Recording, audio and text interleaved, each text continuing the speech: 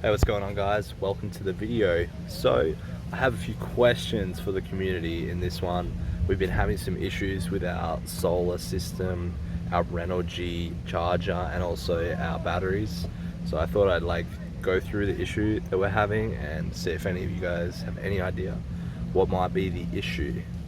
So we have this Renogy Rover charge controller, and normally we've just had that hooked up to one of these deep cycle batteries. They're the, what are they? VMAX charge tank. Taylor's dad though, she had one of these laying around. So they're both the exact same battery. We only had this one, and then he gave us one and I added it into the system just in parallel. So I've got disconnected right now, but like the two cables there that I'd hooked it all up with. The issue we've been having is since plugging that in, and we've been in St. Pete for a while, our batteries haven't been charging. There's no sun out now, obviously, so you know we're not getting too much sun now. But when it was plugged in, we'd never really get over 12.2 volts charging into the batteries. So I disconnected them, checked this battery, and this was about flat. It was like 12.1, 12.2 volts. Left the original one on charge, and it had charged back up to like what I would consider full, which was like 12.9. And then we've used that today to cook, and now it's been like a couple hours since we cooked. The sun's gone away. It's at 12.1, so it's like nearly flat, you know. There's no like warning lights on or anything like that. Like even though it looks like it is, it's not. So everything's working okay. So I guess like from like reading a little bit online, it sounds like once you add a second battery, a car just had to move, so I had to stop the video. So where was I? Oh yeah.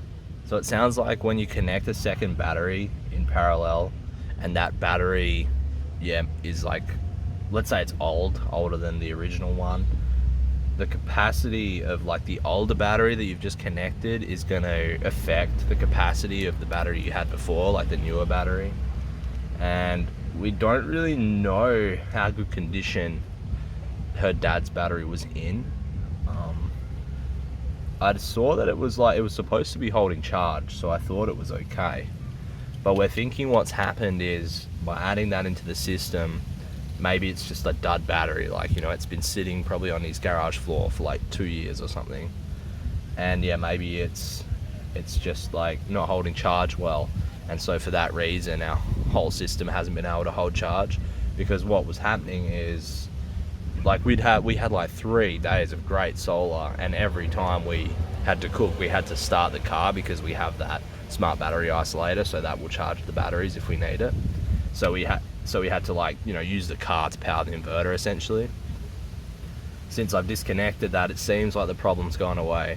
So yeah, let us know in the comments what you think. But I think the issue has been like that battery, her dad's battery, was probably a dud and just doesn't hold charge well, because we couldn't get it over, like, I think it was over 12.2 volts. Is that right, Taylor?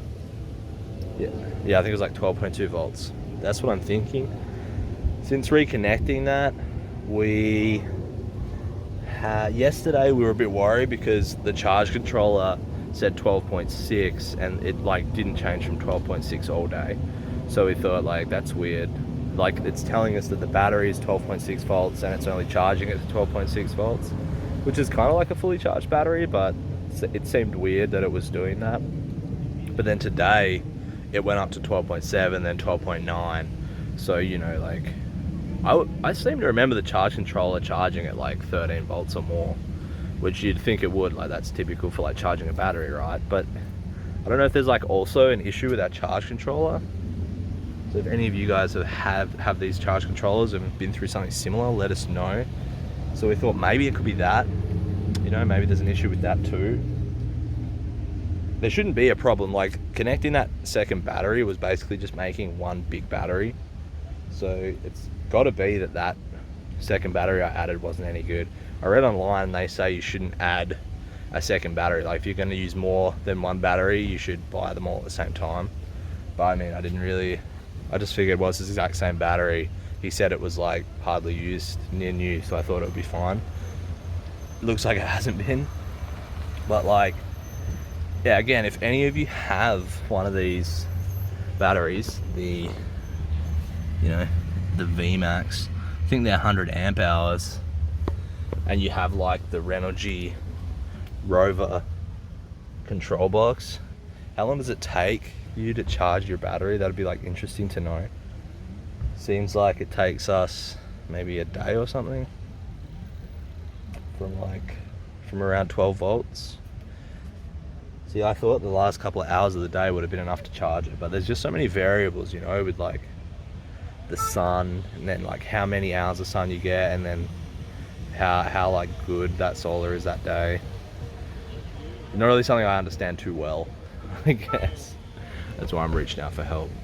So yeah, that's basically the issue. Let us know in the comments if you've got any advice. And thanks for watching the video.